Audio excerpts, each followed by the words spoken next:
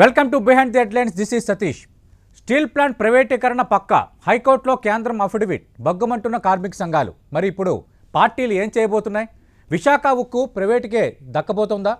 ఇంకా వేరే ఛాన్సే లేదా? విశాఖ ఉక్కు ప్రైవేటీకరణ ఫిక్స్ అయినట్టేనా? దీనికి సంబంధించి మనం బిహైండ్ ది హెడ్లైన్స్లో మాట్లాడబోతున్నాం. ప్రస్తుతం చర్చలో పాల్గొంటున్నారు భారతీయ జనతా పార్టీ సీనియర్ నేత, ప్రస్తుతం ఆ పార్టీ శాసన మండలి సభ్యులుగా ఉన్న మాధవ్ గారు విశాఖ నుంచి, అలాగే తెలుగుదేశం పార్టీ ప్రధాన కార్యదర్శి, ఆ పార్టీ అధికార ప్రతినిధి రామకృష్ణ ప్రసాద్ గారు విజయవాడ నుంచి లైవ్లో పాల్గొంటున్నారు. మరి కాసేపట్లో మాజీ మంత్రి, వైఎస్ఆర్ కాంగ్రెస్ పార్టీ శాసనసభ్యులు పార్థసారథి గారు డిబేట్లో జాయిన్ కాబోతున్నారు. మాధవ్ గారు, నిన్న కేంద్రం హైకోర్టులో సమర్పించిన అఫిడవిట్తో ఇక విశాఖ ఉక్కు ప్రైవేటీకరణ కాకుండా అడ్డుకోలేమన్న అభిప్రాయానికి వచ్చా? ఇంకా ఆశలు సన్నగిలినట్టయినా?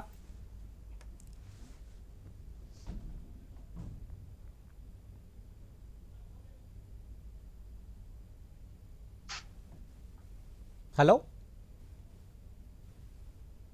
రైట్. రామకృష్ణ ప్రసాద్ గారు మాధవ్ గారితో మాట్లాడదాం. చిన్న సాంకేతిక సమస్య తలెత్తింది.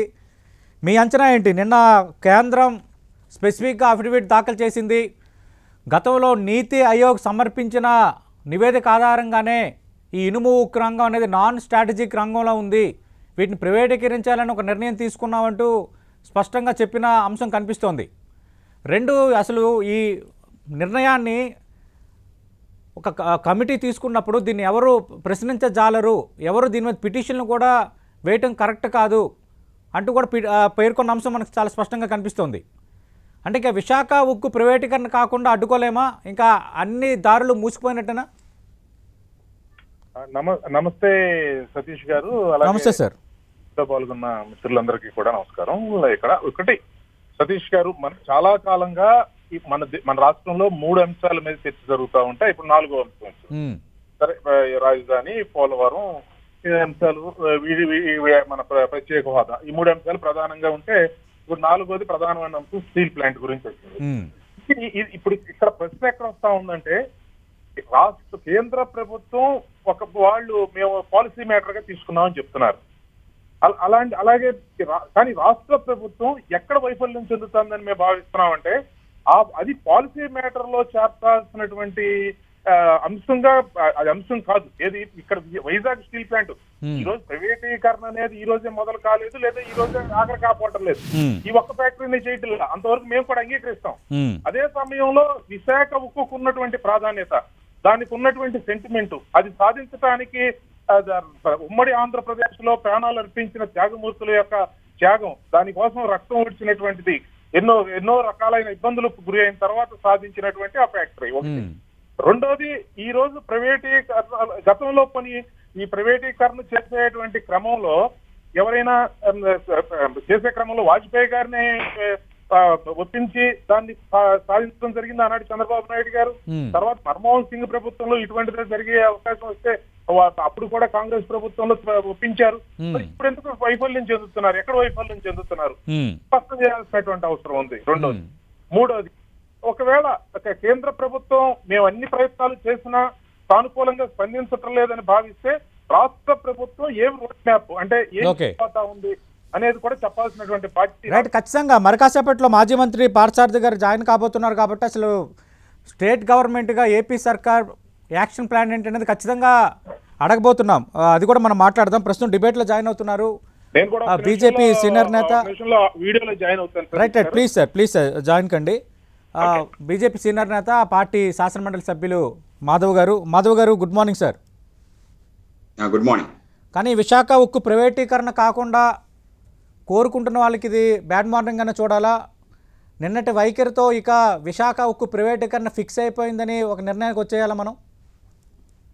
అంటే ఇది ఏదైతే ప్రాసెస్ ఉందో, డిస్ఇన్వెస్ట్మెంట్, పెట్టుబడులు ఉపసంహరణ అనేది order of the day. Disinvestment is order of the day. So ఇది ప్రపంచవ్యాప్తంగా జరుగుతున్న ప్రక్రియ. వాళ్ళ ప్రైవేటీకరణ అయిపోతుందా లేదా అని అంటే, దాని ప్రైవేటీకరణ అనేది ఏదైతే ఉందో అది మొత్తం అపవిత్రమైంది, చాలా పాపభూయిష్టమైంది అనే అభిప్రాయం ఏదైతే బలంగా మీడియా ఇచ్చిందో, దాని కారణంగా ఈ యొక్క పరిస్థితి ఏర్పడింది. ఇవాళ పెట్టుబడులు ఉపసంహరించుకోవడంలో అనేక రకాల ప్రక్రియలు ఉన్నాయి. ఇవన్నీ కూడా మేము కూడా చెప్పడం జరిగింది.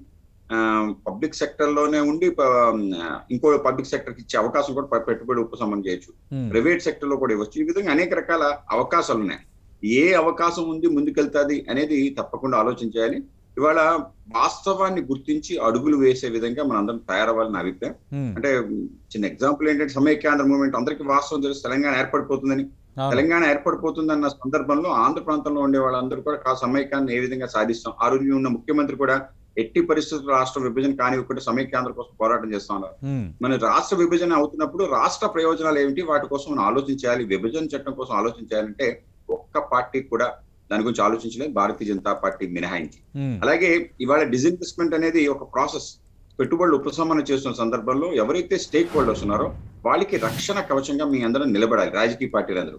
అలాగా భారతీయ జనతా పార్టీ మాది కేంద్రంలో ప్రభుత్వం అయినా భారతీయ జనతా పార్టీ ఆంధ్రప్రదేశ్ పరంగా ఎవరెవరైతే స్టేక్ హోల్డర్స్ ఉన్నారో ముఖ్యంగా ఎంప్లాయీస్, నిజంగా ఎంప్లాయీస్ ఆందోళన చేస్తున్నారు, నిజంగా వాటికి పూర్తి మద్దతు. అంటే సాధారణంగా ఎవరు ఏ వ్యవస్థలో అయినా మార్పు జరుగుతుందంటే మొదట నష్టపోయే వాళ్ళు అక్కడ ఎంప్లాయీస్ కనుక వాళ్ళందరూ ఆందోళన చేయడం సహజం. దానికి పూర్తిగా మేము సానుభూతిగా తీసుకుని ఆ విధంగా ఎంప్లాయీస్ నష్టపోకుండా ఏం చర్యలు తీసుకోవాలి, ఒకవేళ మేనేజ్మెంట్ ట్రాన్స్ఫర్ అయితే దాన్ని ఏ విధంగా చేయాలని ఆలోచించాలి. అదే మరీ ముఖ్యంగా ఎవరైతే నిర్వాసితులు వాళ్ళ యొక్క భూములు కోల్పోయి ఈ యొక్క పరిశ్రమ కోసం ప్రాణత్యాగాలు అలాగే వాళ్ళ మొత్తం అస్తిత్వాన్ని త్యాగం చేసి లైవ్లీహుడ్ త్యాగం చేసిన వాళ్ళు ఉన్నారో వాళ్ళకి ఏ న్యాయం చేశారని అడుగుతున్నాం. ఇవాళ 32 సంవత్సరాలు పూర్తయింది, అన్ని ప్రభుత్వాలే పనిచేస్తాయి, రాష్ట్ర ప్రభుత్వం కేంద్ర ప్రభుత్వం. ఇంకా సగం మంది నిర్వాసితులు రోడ్డు పైన ఉన్నారు. దీనికి ఎవరు సమాధానం చెప్తారు? అది ప్రభుత్వ రంగంలో ఉండగానే ఇంతమంది జరిగింది, సగం మందికి ఇచ్చారు, సగం మందికి ఇవ్వలేదు, ఇప్పటికీ కొనసాగుతుంది. అది ప్రభుత్వ రంగంలో కొనసాగుతుంది, నిర్వాసితులకు న్యాయం జరుగుతుందా, లేకపోతే ఇంకో మార్పు జరగడం కారణంగా వాళ్ళకి న్యాయం జరుగుతుందా? వాళ్ళకి న్యాయం జరగాలి అనేది మనకి అండర్లైన్ చేసుకోవాల్సిన పాయింట్. అలాగే చుట్టూ ఉండే పరిశ్రమలు అందరూ అనుకున్నారు విశాఖ ఉక్కు వస్తే చుట్టూ బాగా పరిశ్రమలు పెరుగుతాయని చెప్పి. ఇది వాస్తవ విరుద్ధమైంది. ఒక్క పరిశ్రమ రాలేదు. విశాఖపట్నం స్టీల్ ప్లాంట్ మినహా స్టీల్ ప్లాంట్ ఆధారంగా ఏ పరిశ్రమ వచ్చిందంటే పెద్ద క్వశ్చన్ మార్క్. చాలా మంది తెలియని విషయం.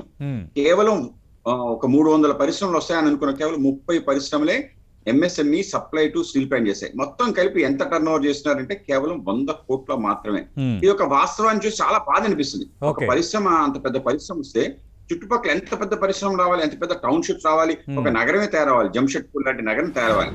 ఉక్కు నగరం అనే పేరు ఉంది కానీ చుట్టూ ఒక నగరం తయారాలి. తప్పకుండా ఎకానమీలో అది పెద్ద పార్ట్ ప్లే చేసింది ఆంధ్రప్రదేశ్.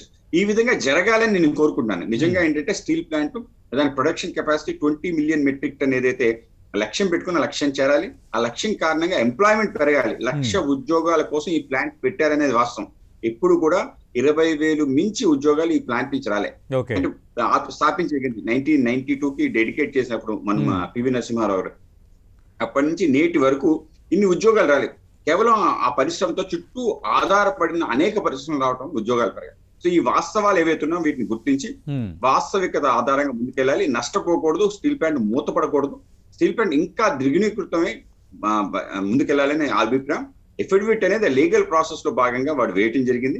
మనకి అనేక రకాల మార్గాలు, అన్ని మార్గాలు అన్వయించుకొని ఉక్కు పరిశ్రమను రక్షించుకోవటం, ఇంకా పెద్దది చేయటం అనే లక్ష్యంగా మేము అడుగులు వేస్తాం. ఆ విధమైన మాధవ్ గారు అఫిడవిట్ అనేది లాపరంగా వేసింది అంటున్నారు. ఓకే, మీరు అన్నట్టుగా హైకోర్టులో వచ్చిన పిటిషన్లకు ఆధారంగా కేంద్రం ఆ పిటిషన్లకు విరుద్ధంగా అఫిడవిట్ వేసింది అనుకుందాం.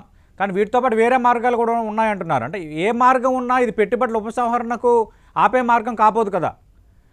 ఖచ్చితంగా పెట్టుబడుల ఉపసంహరణ అనేదే ఎక్కువ మంది వ్యతిరేకిస్తున్నది. అటు ప్రధాన పార్టీలు కూడా దాన్నే పాయింట్అవుట్ చేస్తున్నాయి.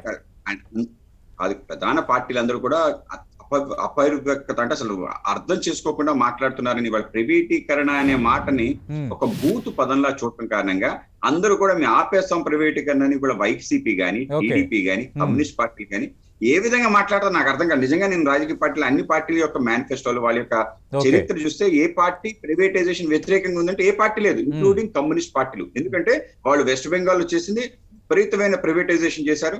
ఇవాళ చైనాలో అనేక స్టీల్ ప్లాంట్లు అమ్మేశారు. ఇవాళ కమ్యూనిస్ట్ అనే రాజ్యంలో అమ్మేసిన కమ్యూనిస్ట్ పార్టీ ఇక్కడికి వచ్చి ప్రైవేటైజేషన్ వ్యతిరేకపోతే కమ్యూనిస్ట్ పార్టీకి కొంత ఉంది. వాళ్ళు సిఐటి ఏఐటీసీ తరఫున వాళ్ళు మాట్లాడితే కొంత అగ్రి అవుతాం. కానీ వైసీపీ ఏంటి ప్రైవేటైజేషన్ వ్యతిరేకంగా ఉన్నారు. ఆయన కాంగ్రెస్ హయాంలో ఎన్ని ప్రైవేటీకరణ చేశారు. రాష్ట్రంలో ఉండే అనేక పరిశ్రమల్ని చాలా ప్లాటర్కి ఇచ్చారు. అసలు అంటే స్క్రాప్ వాల్యూకి అమ్మేశారు. సుమారు చంద్రబాబు నాయుడు హయాంలో 54 ప్రసిద్ధి పబ్లిక్ సెక్టర్ కంపెనీస్ అమ్మేశారు. ఎవరిని అడగలేదు, జవాబుదారీ కూడా లేదు. ఎంప్లాయీస్ రోడ్డు మీద పడిపోయారు. వాటి వరకు వాళ్ళకి అతిగతి లేదు. నిజాం షుగర్స్ కానీ వాళ్ళకి కోర్టు కేసులు నడుస్తున్నాయి. ఈ పరిస్థితుల్లో రాష్ట్ర ప్రభుత్వం మేము కొనేసుకుంటాం, ఎక్కడ మీరు తీసేసుకుని రన్ ఎవరైనా వింటే అర్థం ఉండాలి. ఉన్న మీరు కడపలో స్టీల్ ప్లాంట్ పెడతాన్నారు, ఎవరికి ఇచ్చారు? లిబర్టీకి ఇచ్చారు. పోర్ట్లన్నీ ఎవరికి ఇస్తున్నారు? అరబిందో. అంటే అసలు సంబంధం లేని కంపెనీలకు ఇచ్చి పోర్ట్లు రన్ చేస్తున్నారు. ఇంకా ఇసుక ప్రభుత్వం పయాంగా ఉండేది, దాన్ని తీసుకెళ్లి జేపీ అనే కంపెనీకి ఇచ్చారు. అదే ఏమిటి మీరు మాట్లాడుతున్నారు అర్థం అవుతుందా? అది కూడా మనం మాట్లాడుతాం. రామకృష్ణ ప్రసాద్ గారు ప్రైవేటీకరణ అంటే ఏదో ఒక బూతులు లాగా చిత్రీకరిస్తున్నారు. ప్రైవేటీకరణ జరిగితే ఇంకా మొత్తం జీవితాలన్నీ నాశనం అయిపోతాయన్న ఒక దుష్ప్రచారం చేస్తున్నాయి పార్టీలు. ఇది మాధవ్ గారు చేసిన సీరియస్ కామెంట్స్. అటు చంద్రబాబు నాయుడు టైంలో 54 పిఎస్సీలను ఎవరికి చెప్పి వేరే కంపెనీలకు అప్పచెప్పారన్న అంశాన్ని ఆయన ప్రస్తావిస్తున్నారు. అలాగే అటు వైసీపీ కానీ చివరికి కమ్యూనిస్టులు కూడా వాళ్ళ అధికారంలో ఉన్న పశ్చిమ బెంగాల్లో ప్రైవేటైజేషన్ వైపు మొగ్గు చూపలేదా? ఇక్కడ ఎంప్లాయీస్కి ఎలాంటి నష్టం జరగదు, ఎంప్లాయీస్ చేస్తున్న ఆందోళనలో నిజాయితీ ఉంది, వాళ్ళ ఉద్యోగ భద్రత పరంగా భారతీయ జనతా పార్టీ కూడా మద్దతు తెలుపుతోంది. కానీ పెట్టుబడుల ఉపసంహరణ తప్పుపట్టడం కరెక్ట్ కాదు. ఇది మాధవ్ గారు చెప్తున్నమాట. ఇది నేను ముందే 2 మాటలు చెప్పాను సార్. ఒకటి, ఇదే ఫస్ట్ కాపోవటం లేదు, ఇదే చివరి కాపోవటం లేదు, అంతవరకు ఒప్పుకుంటాను. దానిలో ఏమి భిన్నాభిప్రాయం లేదు. ఇప్పుడు కాదు, పివి నరసింహారావు గారి సంస్కరణలు తీసుకొచ్చినప్పటి నుంచి ప్రైవేటైజేషన్ మొదలైంది. సరే, దానివల్ల లాభాలు మంచి చెడు తర్వాత మాట్లాడుకుందాం. ఈ వైజాగ్ స్టీల్ ప్లాంట్ కు సంబంధించి దానికి ఉన్నటువంటి చరిత్ర దృష్ట్యా దాన్ని ప్రైవేటీకరించొద్దు అని చెప్పి చెప్పడం జరిగింది. గతంలో వాజ్పేయి గారు కూడా అంగీకరించారు. తర్వాత మన్మోహన్ సింగ్ గారి ప్రభుత్వంలో కూడా మరొకసారి వస్తే అప్పుడు కూడా ఆపడం జరిగింది. ఇది 3వసారి వస్తా ఉంది. ఇక్కడ మాధవ్ గారు మాట్లాడేది వారిది ద్వంద్వ అర్థం వస్తా ఉంది, ద్వంద్వ అర్థం వస్తా ఉంది.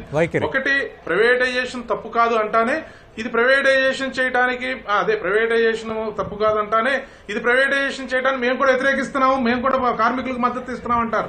అంటే మీరు ఒక పక్క ఇది కరెక్ట్ కాదని మీరే చెప్తున్నారు, మరో పక్క అది చేయక తప్పదని మీరే చెప్తున్నారు. రామకృష్ణ ప్రసాద్ గారు మాధవ్ గారు ఏం చెప్పారు నేను చెప్తా. పెట్టుబడుల ఉపసంహరణ జరగాలి, జరిగితేనే విశాఖ స్టీలు మనుగడ సాధిస్తుంది. కానీ అట్ ది సేమ్ టైం ఎంప్లాయీస్లో ఏం ఆందోళన ఉందో వాళ్ళ ఆందోళనకు మేము మద్దతు ఇస్తాము, వాళ్ళ భద్రతకు ఎలాంటి ఇబ్బంది కలగకుండా మేము అండగా నిలుస్తాం అనేది మాధవ్ గారు చెప్పిన మాట. ఆయన ఈ ప్రైవేటైజేషన్గా లేదంటే పెట్టుబడుల ఉపసంహరణకు వ్యతిరేకం అని చెప్పట్లేదు. భారతీయ జనతా పార్టీ సార్, మాధవ్ గారు మాట్లాడిన మాటల్లో అలా వదిలితే భారతీయ జనతా పార్టీని ప్రైవేటీకరించకుండా చూస్తామని చెప్పి ఢిల్లీ దాకా వెళ్లిన మాట నిజం కాదా సార్? ఇది అవునా కాదా మీరు చెప్పండి సతీష్ గారు. మరి అంటే అది దానిలో ఉన్నటువంటి సెంటిమెంట్ దృష్ట్యానే కదా, దానికి ఉన్నటువంటి హిస్టరీ దృష్ట్యానే కదా వెళ్లారు.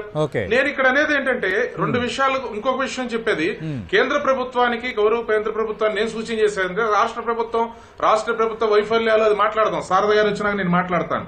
ఇప్పుడు కేంద్ర ప్రభుత్వం ఆల్రెడీ విభజన చట్టంలో ఇంకో స్టీల్ ప్లాంట్ ఇస్తామని చెప్పారు, కానీ ఇంతవరకు ఇవ్వలేదు కదా. కనీసం మీరు ఇచ్చేటువంటి స్టీల్ ప్లాంట్ ఇస్తారో లేదో తర్వాత సంగతి, వీళ్ళు తీసుకురాగలరో లేదో తర్వాత సంగతి, ఉన్నటువంటి దాన్ని నిలబెట్టండి అంటున్నాం. ఖచ్చితంగా అది కూడా మాట్లాడదాం. ప్రస్తుతం డిబేట్ లో జాయిన్ అవుతున్నారు, చట్టంలోనే ఉందిగా. ప్రస్తుతం డిబేట్ లో జాయిన్ అవుతున్నారు మాజీ మంత్రి, వైఎస్ఆర్ కాంగ్రెస్ పార్టీ శాసనసభ్యులు పార్థసారథి గారు. పార్థసారథి గారు నమస్తే సార్. పార్థసారథి గారు నమస్కారం అండి. నిన్న విశాఖ ఉక్కుకు సంబంధించి పెట్టుబడుల ఉపసంహరణకు సంబంధించి ఆ విషయంలో వెనకడుగు వేసేది లేదంటూ నిన్న కేంద్రం ఒక అఫిడవిట్ దాఖలు చేసింది హైకోర్టులో. ఇంకా దాదాపు విశాఖ ఉక్కు ప్రైవేటుకే దక్కు అన్నట్టుగా వాతావరణం పూర్తిగా మారిపోయింది. ఇంకా ఛాన్సెస్ అనేవి లేవనేది ఎక్కువగా జరుగుతున్న చర్చ. ఒకవైపేమో కార్మిక సంఘాలు ఆగస్టు 2 నుంచి చలో ఢిల్లీతో పాటు రాష్ట్రంలో నిరసనలకు పిలుపునిచ్చాయి.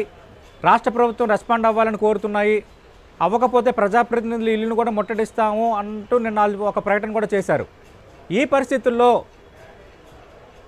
ఏపీ రాష్ట్ర సర్కారుగా మీ ప్లాన్ ఆఫ్ యాక్షన్ ఏంటి? అడ్డుకునే అవకాశం ఉందా, లేదంటే మనం కేంద్ర నిర్ణయానికి అనుగుణంగా అడుగులు వేయాల్సిందేనా?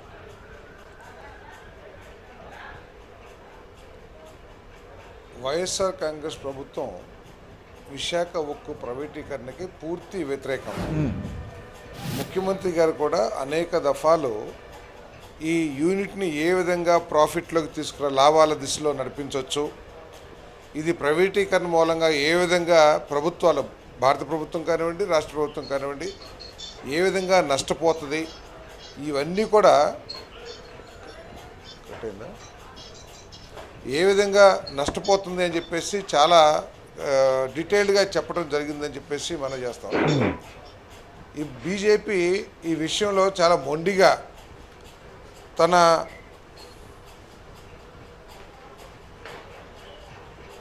పట్టిపోయిందా? అందుకేనండి నేను రాను వీటికి దగ్గర పూర్తి సార్ మాట్లాడండి సార్, వినిపిస్తుంది. అంటే మధ్యలో ఏదో లైన్ కట్ అయినట్టుంది సతీష్ ఇంపార్టెంట్ గారు. డిబేట్స్లో సార్ మాట్లాడండి సార్, వినిపిస్తుంది. కాల్ వస్తుందా?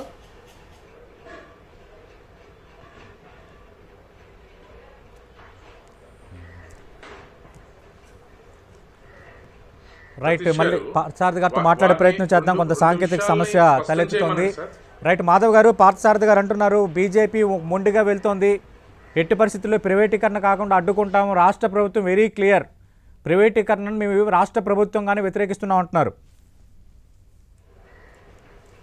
ప్రైవేటీకరణ అంటే మేము ఢిల్లీ వెళ్ళిన మాట దాకా ప్రస్తావన చేశాం, తప్పకుండా వెళ్తాం. ఈ ప్రాంతానికి సంబంధించిన ముఖ్యంగా ఎంప్లాయీస్ యొక్క ఆకాంక్షలు, నిర్వాసితుల ఆకాంక్షలు తీర్చడం కోసం దానికి ఏవైనా ప్రత్యామ్నాయ మార్గాలు ఉన్నాయి, వాళ్ళని ఆందోళన దూరం చేయడానికి ఏముంటుందని చెప్పి అడగడం జరిగింది. స్వయంగా ఫైనాన్స్ మినిస్టర్ చెప్పడం జరిగింది on the floor of the house.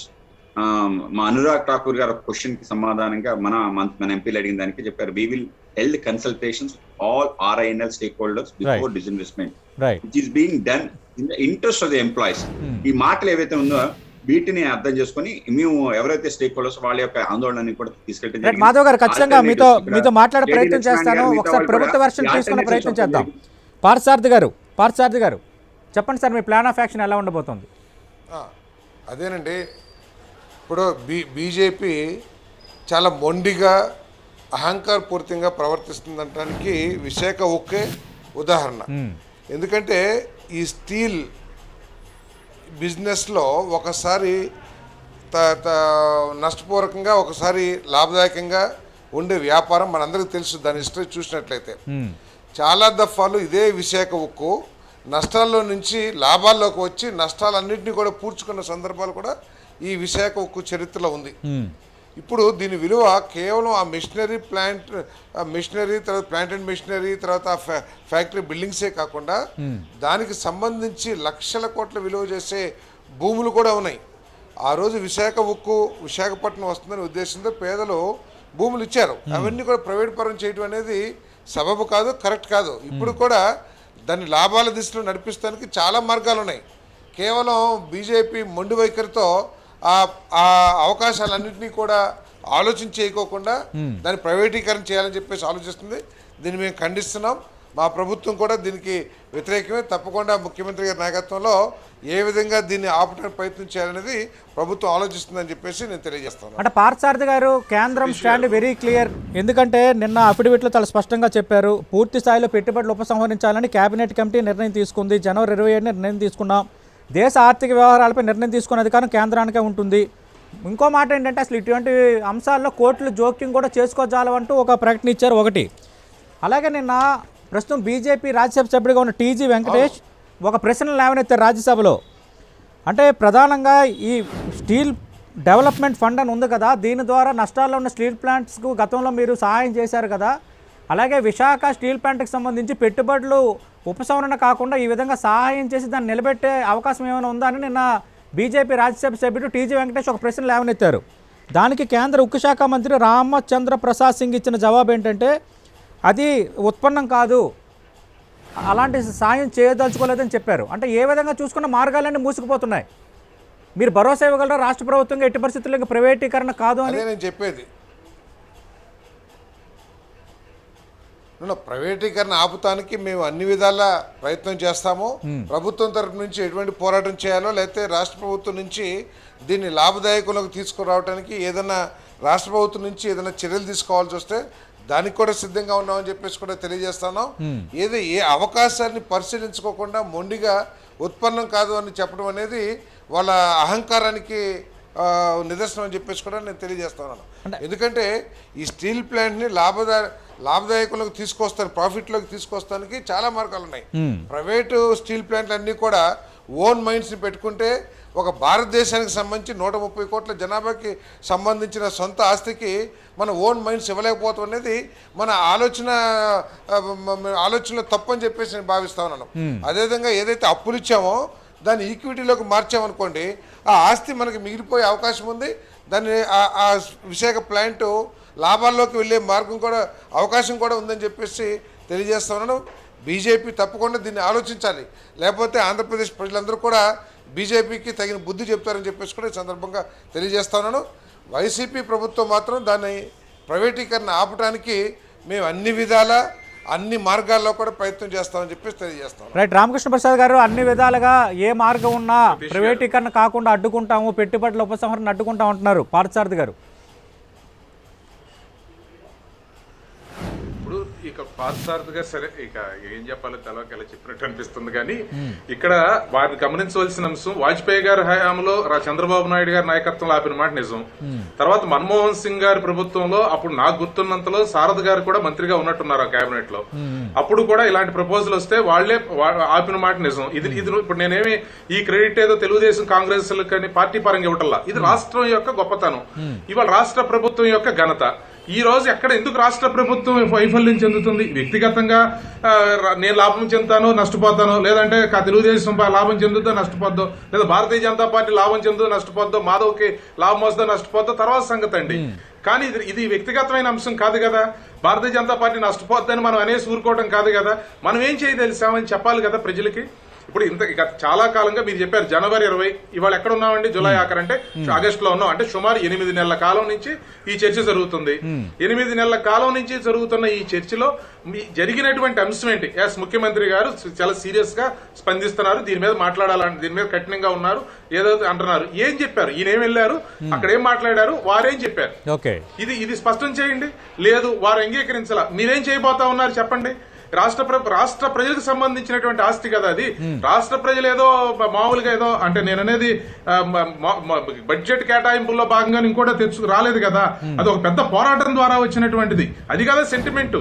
ఇప్పుడు ఇది ప్రైవేటీకరణ, ఇంకొక దాన్ని ప్రైవేటీకరించడం గురించి అయితే ఇంత చర్చ జరిగేది కాదు. విశాఖ ఉక్కు ఆంధ్రలో హక్కు అని చెప్పి ఉమ్మడి ఆంధ్రప్రదేశ్ లో ప్రాణార్పణ చేశారు, ఎంతో మంది రక్తం ఓడింది. ఆ సందర్భంగా సాధించినటువంటి దాన్ని 2 సార్లు ఆపుకున్నాం ఇదే రాష్ట్ర ప్రభుత్వం. రామకృష్ణ ప్రసాద్ గారు ఇప్పుడు ఏం చేయాలంటారు? రాష్ట్ర ప్రభుత్వం అన్ని విధాలుగా అన్ని మార్గాలు అన్వేషిస్తాము, ప్రైవేటీకరణ నిర్ణయాన్ని అడ్డుకుంటాం అంటున్నారు పార్థసారథి గారు. వైసీపీ ఎంపీలు కూడా అదే మాట చెప్తున్నారు. ఏం చేయాలనేది, ఏమి చెయ్యాలి అని 8 నెలల పాటు ఉపేక్షించి ఇవాళ కనీసం ఆ మాట వాళ్ళని అడగమనండి అధికారికంగా ఏం చేయాలి అని చెప్పి.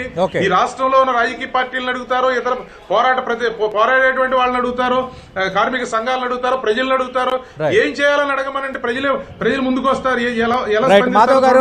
మీరు అడిగిన ప్రశ్నే వాళ్ళని అడగమనండి. రైట్, మాధవ్ గారు, ఎట్టి పరిస్థితుల్లో అడ్డుకొని తీరుతాం అంటున్నారు పార్థసారథి గారు. 2 క్యాప్టివ్ మైన్స్ కూడా కేటాయించకుండా విశాఖ స్టీల్ ప్లాంట్ సంబంధించి కొన్ని సందర్భాల్లో నష్టాలు వచ్చాయి, మళ్ళీ లాభాల్లోకి వచ్చింది, లాభాల నుంచి మళ్ళీ నష్టాల్లో వచ్చింది. ఇప్పటివరకు ఒక క్యాప్టివ్ మైన్స్ లేవు, ఇవ్వాల్సిన తోడ్పాటు కేంద్రం నుంచి లేదు. దానిని ఒక నష్టాలు పూచి చూపించి ఈ విధంగా చేయడం కరెక్ట్ కాదు, ఖచ్చితంగా బీజేపీ మూల్యం చెల్లించుకుంటుంది అంటున్నారు. అంటే కేవలం అంటే ఏదో ఇవాళ బీజేపీని తిడితే సమస్య సాల్వ్ అయిపోతుంది అనుకోవటం కరెక్ట్ కాదు. ఇవాళ మోడీ గాని కానీ బీజేపీ కానీ ఒక నిర్దిష్టమైన ప్రణాళికతో ముందుకెళ్తుంది. ఈ రాష్ట్రాన్ని, దేశాన్ని ఆర్థికంగా ముందుకు తీసుకెళ్లాలనే ఆలోచన. గతంలో స్టీల్ ప్లాంట్ రావడం కోసం ఆ రోజు భారతీయ జనసంఘ్ పోరాటం చేసింది, అనేక మంది ప్రాణత్యాగాలు చేశారు. చాలా ఆశ్చర్యకరమైన విషయం ఏంటంటే మొత్తం యావత్ ఆంధ్రప్రదేశ్, తెలంగాణలో చేశారు, రాయలసీమలో చేశారు విశాఖ కోసం. ఇప్పుడు చేసే పరిస్థితి లేదు. మా ప్రాంతం కోసం ఇంకో ప్రాంతంలో ఉద్యమం చేయడం అనేది ఊహించలేం. ప్రాణత్యాగాలు కూడా ప్రకాశం జిల్లాలో ఒక కృష్ణారావు గారిని చెప్పి చెన్నై తెలుగు సంఘం కార్యదర్శి ఉన్నారు, వాళ్ళ తమ్ముడు చనిపోయాడు దీని కారణంగా. సో ఇలాగా విచిత్రమైన ఉద్యమం. ఈ ఉద్యమం నేపథ్యంలో ఎవరైతే ప్రాణత్యాగం చేశారో, ఎవరైతే వాళ్ళ స్థలాలు పరిశ్రమ రావడానికి కారణం, పరిశ్రమ ద్వారా ఏవైతే అనేక రకాల పరిశ్రమలు రావాలనుకున్నాం, ఈ ప్రాంతం సర్వతోముఖాభివృద్ధి చెందాలనుకున్నాం, అవన్నీ సాధించి తీరాలి. దాంట్లో ఎక్కడ లోటు లేకుండా జరగాలని మా అభిప్రాయం. మేము దానికోసం ఎంతైనా కృషి చేస్తాం, ఎంతవరకైనా వెళ్తాం. దాంట్లో ఇంకో ఆలోచనే లేదు. అది మూతపడిపోవాలని ఎవరు కోరుకోవట్లేదు, మేము ఊహించడానికి కూడా లేదు. ఎందుకంటే మధ్యలో రక్షించేది మేమే, వాజ్పేయి గారు. ఎవరు ఇదే కాదు, విశాఖపట్నం సంబంధించిన ఏ అంశం వచ్చినా, డ్రెడ్జింగ్ కార్పొరేషన్ గానీ, హిందుస్థాన్ షిప్ యార్డ్ గానీ, బిహెచ్పి గానీ కష్టాల్లో ఉన్నప్పుడు దాన్ని కష్టాల నుంచి బయటకు తీసుకొచ్చి ఇంకో ప్రైవేట్ రంగం, ఇంకో పబ్లిక్ సెక్టర్ తో మెర్జ్ చేసాం. దానివల్ల కాపాడ్డాం. తప్పనిసరిగా 6 నెలలకి ఆల్టర్నేటివ్. మాధవ్ గారు, ఎక్కువ మంది హిందుస్థాన్ జింక్ లిమిటెడ్ ఉదంతాన్ని గుర్తు చేస్తున్నారు కార్మికులు. ఎందుకు హిందుస్థాన్ జింక్ మీరు షిప్ యార్డ్ కనిపించలేదా? షిప్ యార్డ్ ని డిఫెన్స్ లో ఎవరు మెర్జ్ చేశారు? బిహెచ్పి లో ఎవరు మెర్జ్ చేశారు? డ్రెడ్జింగ్ కార్పొరేషన్ తీసుకెళ్లి విపిటి లో ఈ మధ్య కాలం చేశారు కదా. ఇవన్నీ బీజేపీ హయాంలో జరిగిన వాస్తవాలు. హిందుస్థాన్ జింక్ అనేది అక్కడ తీసేయాలని ప్రజలు ఆందోళన చేశారు. అక్కడ పొల్యూషన్ పెరిగిపోతుంది, నగరం నడిబొడ్డులో కానీ ఇప్పటికీ నిర్వాసితులకి అడ్రస్ కాలేదు. తర్వాత దాని రియల్ ఎస్టేట్ పేరుతో ఆ భూముల్ని తీసుకెళ్లి ఏ ఉద్దేశంతో నిర్వాసితులు భూములు ఇచ్చారు, ఆ భూముల్ని రియల్ ఎస్టేట్ గా మార్చేశారు. ఆరోపణలు ఇప్పుడు కూడా ఒక మాట వాస్తవం కాదా? నిర్వాసితులు ఇప్పటికే ఆందోళన చేస్తున్నారు వాస్తవం కాదా? దీంట్లో అలా జరగదు. ఆర్ఐఎన్ఎల్ ఆ విధంగా జరగదు. ఆర్ఐఎన్ఎల్ సంబంధించి మీరు కానీ డిజిన్వెస్ట్మెంట్ ప్రోగ్రామ్ లో వాళ్ళు స్పష్టం చేశారు. ఓన్లీ ప్లాంట్ స్పష్టంగా చెప్పడం జరిగింది. రామకృష్ణ గారు మీకు డిజిన్వెస్ట్మెంట్ దీపం నాట్ టేకింగ్ ల్యాండ్ ఉందో అది పరిశ్రమలు పెరగడం కోసం, కొత్త పరిశ్రమ రావడానికి ఉపయోగిస్తాం. ఆ విధంగా ఒక ప్రోగ్రామ్ వచ్చింది. ప్రోగ్రామ్ లో ఆల్టర్నేటివ్స్ ఆలోచన చేయండి. కేవలం రాజకీయ లబ్ధి కోసం ఇటువంటి మాటలు మాట్లాడి అదేదో నిర్ణయాల్లో కూడా వ్యతిరేక భావం ఆంధ్రప్రదేశ్ ప్రోయాక్టివ్ ఆలోచన చేయాల్సిన అవసరం ఉంది. ఆ విధంగా ఆలోచన చేసి విభజన చట్టంలో ఒక సైడ్ కడప ఏర్పాటు చేస్తామని ఉంటుంది. అంటే స్టీల్ ప్లాంట్ కి డిమాండ్ ఉందనే కదా ఆ రోజు మనకి ఇచ్చింది. ఈ రోజు బీజేపీ వాళ్ళు కావాలని చెప్పేసి ప్రైవేట్ వాళ్ళతో లాలుచి అయిపోయి వాళ్ళు ఏదైతే ప్రైవేటు వ్యక్తులతో ప్రైవేటు వ్యాపారస్తులతో వాళ్ళకున్న సంబంధాలని దృష్టిలో పెట్టుకుని ఈరోజు ఇస్తున్నారు తప్పితే స్టీల్ ప్లాంట్ ఒక సీజన్లో నష్టంకి వచ్చినా కూడా ఒక సీజన్ లాభానికి వస్తుంది. ఎందుకు ఈ ప్రయత్నం చేయట్లా? మీరు ఒకసారి క్యాపిటల్ మైన్ ఇవ్వండి, కొంత ఒక 10,000 కోట్ల 5,000 కోట్ల ఏదైతే మీరు నష్టపోతానికి ప్రిపేర్ అయిపోయారో దాన్ని కొంత ఈక్విటీగా మార్చి కొంత రన్నింగ్ చేసి చూడండి. ఇది లాభాల్లో నడపగలిగిన సంస్థ ఇది. కాబట్టి మీరు మొండిగా ఆంధ్రప్రదేశ్కి నష్టం చేయాలనే ఏకైక లక్ష్యంతో, ఎందుకంటే రామకృష్ణ ప్రసాద్ గారు కూడా చాలా మాట్లాడుతున్నారు. కాకపోతే వారి టీడీపీ ద్వంద్వ వైఖరి మూలంగా ఈ ఆంధ్రప్రదేశ్ ప్రభుత్వ రాష్ట్రం చాలా నష్టపోయింది. ఆ రోజు రాష్ట్ర విభజనలో కూడా అక్కడేమో చేయండి అంటారు, ఇక్కడేమో వద్దు అంటారు. అదేవిధంగా స్పెషల్ కేటగిరీ స్టేటస్లో కూడా అక్కడేమో మాకు అక్కర్లేదు, దానివల్ల వచ్చే ఉపయోగం లేదంటారు, ఇక్కడేమో మాకు కావాలంటారు. ఈరోజు అదే విధంగా 5 సంవత్సరాలు వాళ్ళతో కలిసి ఉన్నప్పుడే ఈ విశాఖ స్టీల్ ప్లాంట్ ప్రైవేటీకరణ యొక్క ప్రపోజల్ స్టార్ట్ అయ్యింది.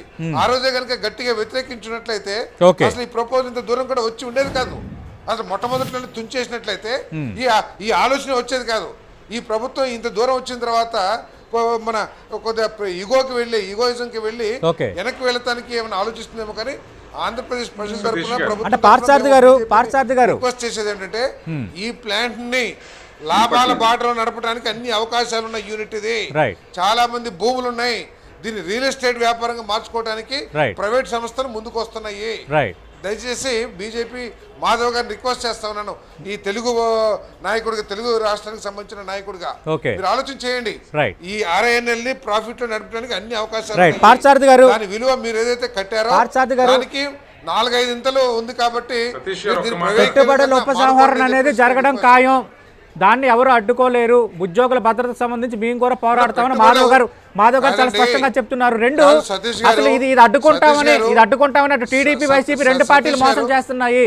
అవసరమైతే మేము కొనుగోలు చేస్తామని వైసీపీ ప్రభుత్వం కూడా అలాంటి మాటలతో మోసం చేస్తున్నాము. మోసం ఏముంది? దీంట్లో మోసం లేదు. వారు టీడీపీ ఉద్దేశం అయ్యుండొచ్చు. మరి మా వైఎస్ఆర్ కాంగ్రెస్ పార్టీ దీన్ని అడ్డుకోవాలని మా ప్రయత్నం. మోసం చేయాల్సిన అవసరం లేదు. మీరు ఆలోచించాల్సింది ఏంటంటే మనిషికి భగవంతుడిచ్చిన గొప్ప వరం విచక్షణ జ్ఞానం. ఇది ఆర్ఐఎన్ఎల్ ని ప్రాఫిట్ లోకి తీసుకెళ్ళడానికి అవకాశం ఉందా లేదా? రాష్ట్ర ప్రభుత్వాన్ని ఇంకా ఎవరైతే దీన్ని వ్యతిరేకిస్తున్నారో లేదా దీని గురించి ఇంట్రెస్టెడ్ పార్టీస్ ఉన్నాయో వాళ్ళందరితో సమావేశం ఏర్పాటు చేయండి. ఇది ఒక ప్రైవేట్ పెట్టుబడుల ఉపసంహరణ అనేది ఒక పాలసీ అయి ఉండొచ్చు, కానీ ఇష్టం వచ్చిన రీతిలో ఆ విధానాన్ని అమలు చేస్తామనేది చాలా తప్పు. మాధవ్ గారు అవసరమైతే మేమే తీసుకుంటాము. ఇప్పుడు నేను తీసుకోవడానికి స్టాండ్ ఉండాలి కదా. కట్టుబడి ఉన్నామంటున్నారు 2 సంవత్సరాల పాటు ఏమీ చేయలేక పూర్తిగా విఫలం చెంది ఈ ప్రభుత్వం ఇసుక పాలసీలో. ఏపీ ఎంఐడిసి తీసుకొని మేమే రన్ చేస్తాం, ఆప్షన్ పెడతాం, ఇచ్చేస్తాను పూర్తిగా ఎవరికి ఇసుక అందకుండా తయారైంది. మొత్తం పరిశ్రమ దిగాలైపోయింది, మొత్తం కన్స్ట్రక్షన్ ఇండస్ట్రీ. దీని కారణంగా తెలంగాణ పెరిగింది. ఇంత లోపభూషంగా మినిమం మేనేజ్మెంట్ గవర్నెన్స్ చేయలేని పరిస్థితి ఉంది. విషయంలో మీరు కడప రన్ చేయాల్సింది, మీరే శంకుస్థాపన చేసి ఈ పార్టీకి ప్రారంభించాల్సింది. మీరేమో మళ్ళీ లిబర్టీ స్టీల్ కి ఇచ్చారు. వాళ్ళ పోర్ట్లు మీరు తీసుకెళ్లి రామాయపట్నం నిజంగా మీకు ధైర్యం ఉంటే మేమే రన్ చేస్తామన్న కార్పొరేషన్ క్రియేట్ చేసి రన్ చేయండి. వాళ్ళు మ్యారిటైమ్ బోర్డు ప్రెసిడెంట్ పెట్టారు, పోర్టు లేని మ్యారిటైమ్ బోర్డు. Okay. విచిత్రమైన పరిస్థితి Okay. రాష్ట్రంలో. రామకృష్ణ గారు ఒక్క నిమిషం. కార్పొరేటీకరణ ఆలోచనతో కార్పొరేటైజేషన్ చేసి మొత్తం ఆస్తులని తన గుప్పిట్లో పెట్టుకుని వ్యక్తి గుప్పిట్లో పెట్టుకునే Right. ప్రయత్నం ఇక్కడ జరుగుతుంది ఆంధ్రప్రదేశ్. Okay, ఇలా okay. జరుగుతూ మేము తీసేసుకుంటామని ఎలా మాట్లాడగలుగుతారు? ఎంత పరిశ్రమ, ఎన్ని కోట్లు? సో అంటే అసలు ఆ వాస్తవానికి విరుద్ధంగా ప్రజలను పక్కదారి పట్టించే విధంగా Okay. మాట్లాడడం కరెక్ట్ కాదు. రైట్. తప్పకుండా ఎవరైతే భూమిని ఇచ్చారో ల్యాండ్ లూజర్స్ వాళ్ళకి న్యాయం జరగాలి. ల్యాండ్ కూడా దానికి ఉపయోగపడాలి. ల్యాండ్ రియల్ ఎస్టేట్ చేయాలని ఎక్కడ అనుకోవట్లేదు, Right. చెయ్యాలని కూడా చేయదు. Right. అలాగే హిందుస్థాన్ జింక్ సంబంధించిన అంశం కూడా చాలా తప్పుగా మాట్లాడుతున్నారు. హిందుస్థాన్ జింక్ కారణంగా ప్రభుత్వానికి లాభం వచ్చిందా నష్టం వచ్చిందా ఆలోచించేద్దాం. లాభమే వచ్చింది. అక్కడ ఎంప్లాయీస్ నష్టం వచ్చిందా లాభం వచ్చిందంటే నేను ఎంప్లాయీస్ కూడా వాళ్ళకి ఏదైతే కాంపన్సేషన్ ఇచ్చారో అది ఇచ్చారు, కొందరికి ఎంప్లాయ్మెంట్ కూడా ఇచ్చారు. రైట్. ఏదైతే Right.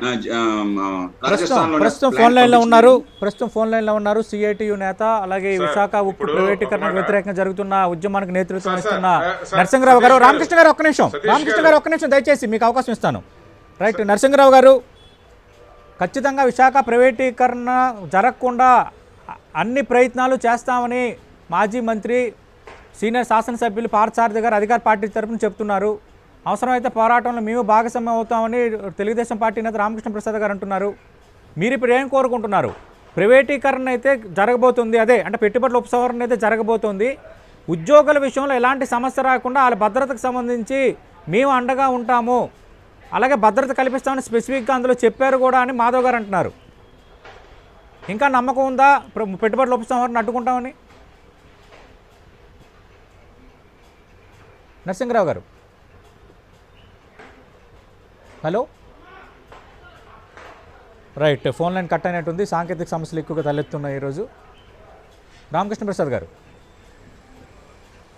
సార్, ఒక్క మాటే నేను రెండు మాటలు సూటిగా చెప్పాను. ఒకటి, వీరు కొంటామని చెప్పేటువంటి మాట ఉన్నటువంటి ఉద్యోగులకి జీతాలు ఇవ్వలేక నానా ఆకసాట్లు పడుతున్నటువంటిది. రెండోది, ఆర్టీసీని విలీనం చేసుకుంటే వాళ్ళ పరిస్థితి, వాళ్ళందరూ సమావేశం అయ్యి ఏం చేయాలా భవిష్యత్తు అని చెప్పి ఆలోచన చేస్తా ఉన్నారు. ఇది ఆచరణ సాధ్యం కానటువంటి ఆ మాటలు అనవసరం. ఇది ఒకటి.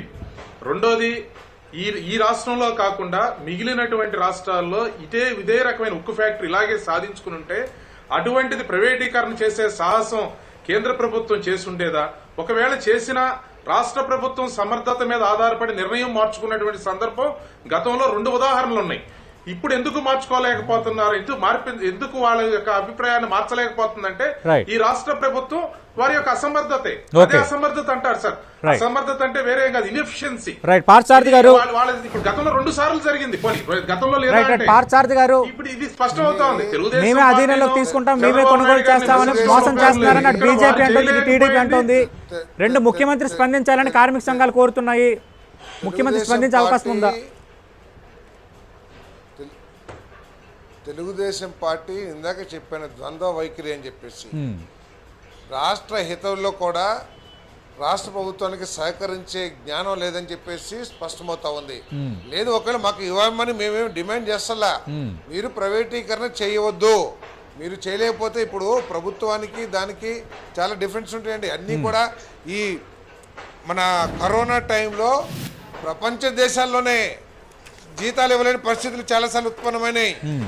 మీరు అధికారంలో ఉన్నప్పుడు అనేక దఫాలు ప్రతి నెల కూడా రిజర్వ్ బ్యాంక్ వెళ్ళి అడుక్కునే పరిస్థితి ఈ రాష్ట్ర ప్రజలందరూ కూడా చూశారు. మనం ఎప్పుడు అధికారంలో ఉన్నా కూడా ఆర్బీఐని ప్రతి నెల అడుక్కునే పరిస్థితి. కానీ ఈరోజు మన ఈ వైజాగ్ ఉక్కులో అటువంటి రాజకీయాలు తీసుకురావద్దని చెప్పేసి నేను కోరుతా ఉన్నాను. ఒకవేళ మాకు లాభాల బాటలో తీసుకురావడానికి కేవలం 2 పనుల్ని కనుక క్యాపిటల్ మైన్స్ విశాఖ ఉక్కుకి అప్పచెప్పినట్లయితే అది లాభాల బాటలో నడుస్తుంది.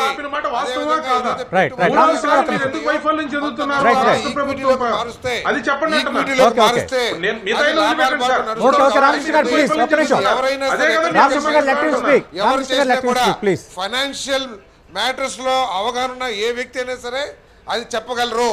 కొంత ఈక్విటీ పెంచండి, అదేవిధంగా క్యాపిటల్ మైన్స్ ఇవ్వండి, కొంత రాష్ట్ర ప్రభుత్వం నుంచి ప్రోత్సాహకాలు ఇది ట్యాక్స్ ఇన్సెంటివ్స్ కానీ అటువంటివి ఇస్తాయి. అదేవిధంగా మన స్పెషల్ కేటగిరీ స్టేటస్ ఇచ్చినట్లయితే ఈ రాష్ట్రానికి కూడా మేలు జరుగుతుంది. ఇవన్నీ కూడా బీజేపీ ఆలోచించాలి. కానీ మీరు దీన్ని కేవలం ఆంధ్రప్రదేశ్ మీద కక్షతోనో లేదా తెలుగు ప్రజల మీద వ్యతిరేక భావంతోనో ఈ రాష్ట్రానికి సంబంధించిన ప్రతి విషయంలో కూడా Right. మీకు తెలుగుదేశం పార్టీ లాంటి వాళ్ళు తోడై ఉండొచ్చు కానీ బట్ ప్రజలు మాత్రం దాన్ని గర్హిస్తున్నారని చెప్పేసి బీజేపీ గుర్తించాలని చెప్పేసి Right. మనం చేస్తా ఉన్నా నేను. రైట్ థ్యాంక్ యూ మాధవ్ గారు విశాఖ నుంచి లైవ్లో పాల్గొన్నారు. థ్యాంక్ యూ పార్థసారథి గారు, థ్యాంక్ యూ రామకృష్ణ ప్రసాద్ గారు. ఓవరాల్గా చూస్తున్నప్పుడు విశాఖ స్టీల్ ప్లాంట్ పెట్టుబడుల ఉపసంహరణ అనేది ఖచ్చితంగా జరగడం ఖాయం అని ఎమ్మెల్సీ మాధవ్ చాలా స్పష్టంగా చెప్తున్నారు. కానీ ఉద్యోగులకు సంబంధించి ఎలాంటి సమస్య రాకుండా ఉద్యోగుల భవిష్యత్తు భద్రత పరంగా మేము కూడా వాళ్ళ తరపునే ఉంటాము. అలాగే ఈ ఒప్పందంకి సంబంధించి నిర్ణయం సంబంధించి దానిపై కూడా చాలా క్లారిటీగా చెప్పారన్న ప్రకటన అటువైపు వస్తుంది. ప్రైవేటీకరణకు సంబంధించి అడ్డుకోవడానికి అన్ని ప్రయత్నాలు చేస్తామని రాష్ట్ర ప్రభుత్వం అంటుంది. ఒకవైపు గతంలో ఈ తరహా ప్రయత్నాలు టీడీపీ హయాంలో జరిగాయి, అడ్డుకోగలిగారు. ఇప్పుడు అడ్డుకోవాలంటే రాష్ట్ర ప్రభుత్వమే ఇనిషియేటివ్ తీసుకోవాలి, అవసరమైతే పార్టీలకు అతీతంగా ముందుకు వస్తామని టీడీపీ అంటోంది. చూద్దాం ఓవరాల్గా రెండు పార్టీలు మోసం చేస్తున్నాయి, ఉద్యోగులకు సంబంధించి కొంత క్లారిటీ రావడం అవసరమని మాధవ్ గారు అంటున్నారు. కాబట్టి మరోవైపు ఆగస్టు 2 నుంచి చలో ఢిల్లీ కార్యక్రమంతో పాటు 2 రోజుల పాటు ఆందోళన కార్యక్రమాలకు కార్మిక సంఘాలు పిలుపునిచ్చాయి. రాష్ట్ర ప్రభుత్వం ఇనిషియేటివ్ తీసుకోవాలని అడుగుతున్నాయి, ముఖ్యమంత్రి స్వయంగా స్పందించాలని అడుగుతున్నాయి. చూద్దాం ఈ రానున్న పరిణామాలు ఏం జరగబోతున్నాయి. నిజంగా పెట్టుబడుల ఉపసంహరణ అంశం అడ్డుకోగలరా, లేదంటే ఈ నిర్ణయమే ముందుకు జరగబోతుందా? విభజన సమయంలో కూడా ఈ విధంగానే చాలామంది చెప్పారన్న ఉదాహరణ కూడా మరికొంతమంది తెరపైకి తెస్తున్న నేపథ్యంలో చూద్దాం ఏం జరగబోతుందో. ఇది వాళ్ళ బిహైండ్ ద హెడ్లైన్స్. మరి కాసేపులో న్యూస్ అప్డేట్స్ ప్రసారం మధ్య స్టే విత్ us.